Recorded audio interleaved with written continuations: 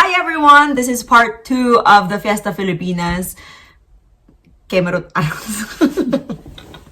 Ano ba yan?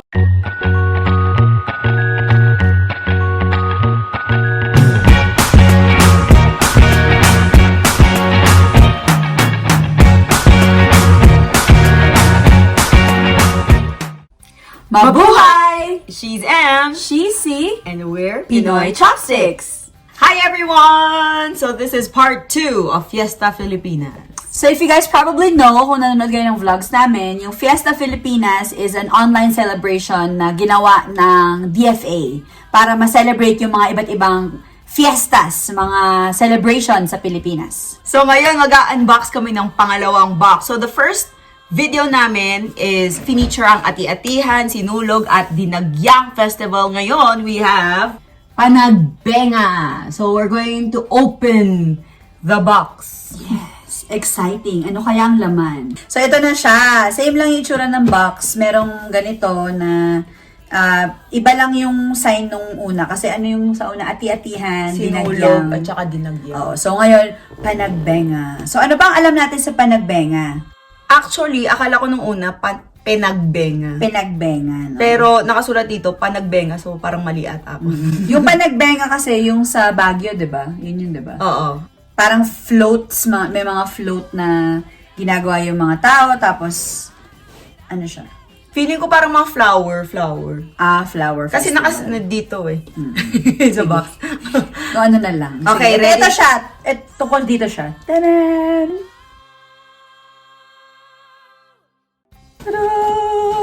Parang ang sarap. Sarap agad. Di pa nga alam ko. Ang sarap magbukas ng box. Yun na siya. Oh my God! Aminin mo yun. Oo naman. Wow! Wow. So, ito yung pamphlet Panagbenga Festival. Open na natin siya. Wow! Ang ganda! So, as you guys can see, merong dried flowers dito and Oh, efficacent oil. baka nga, para sa matutondo. Baka para to dito sa dried flowers. So, may parang maliit na bottle. Wow! Wow! Oh my God! Ala, ang saya. You never disappoint. Ito siya. Wow! Beautiful. So, meron siyang ilang items. 1, 2, 3, 4, 5, 6. First item is this. This crisp.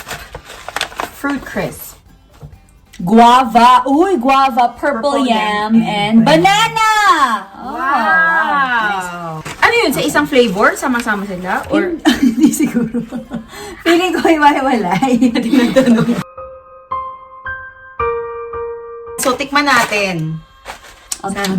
Sana masarap siya. Ay! May tumalsek.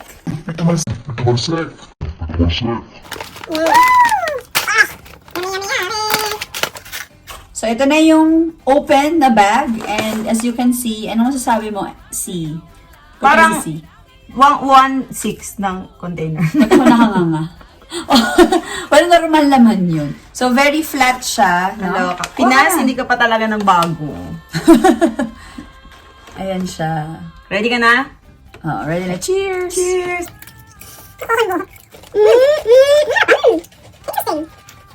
Parang nakakalasa ako ng parang... Oo nga, parang may tangy na... Yun yung guava, I think. Oh! Kasi yung guava niya parang green apple yung lasa, no? Pero may amoy guava rin. Yun yung parang nag-aano na taste. At nakasulat dito It's pala. very guava forward. It's not fried, it's real, and it's vegan.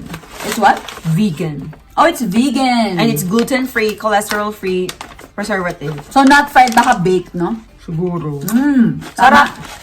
Okay siya. Next in our package is the oh-so-healthy kemerut parrot, but different flavor. We have coconut, purple, yam, banana. Okay. So, yung base niya is purple yam and banana. Ooh! Okay. Tapos yung flavor lang niya ay coconut. Hindi ako fan ng coconut na... Bakit? Hindi, yung mga... Mahilig ako sa coconut, pero parang yung dried na coconut. Gusto ko lang siya sa mga kakanin, gano'n. Masarap siya. Yun. Ay, Okay, tingnan natin. Ay, magkamukha sila, Day. Wagi na naman. Ikaw ka na. Ang lit. Siyempre purple siya kasi purple. So, coconut. Let's see if coconutty ang flavor. Laban na to. 1, 2, 3. Cheers. Can you hear the crunch? Naman, very subtle lang yung coconut flavor, no? Hindi ka, meron pala sa dulong part. What Parang can you say? lasang latik. Kasi coconut yun. Oo nga, no? Coconut yun, di ba? So, Next! ito na yung exciting! Chocolate.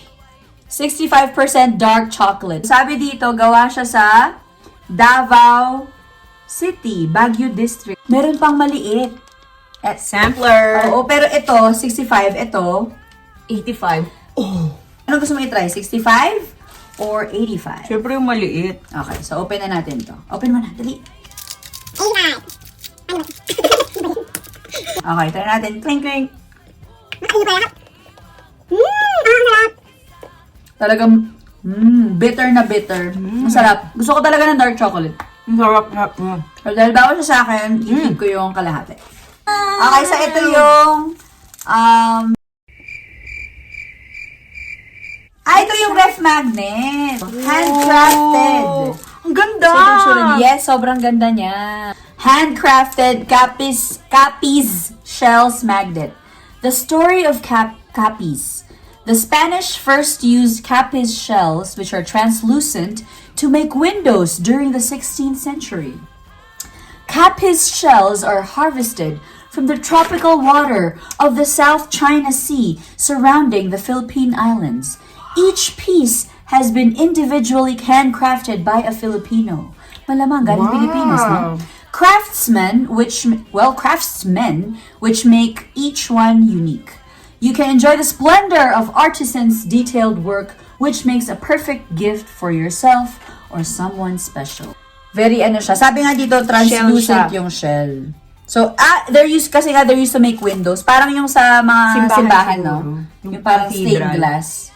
Siguro, hindi ko alam. Hindi ako sure. So, ito siya. Oh! My favorite. Yeah. Banig. Kape. So, this is the Gourmet Farms Benguet Bourbon.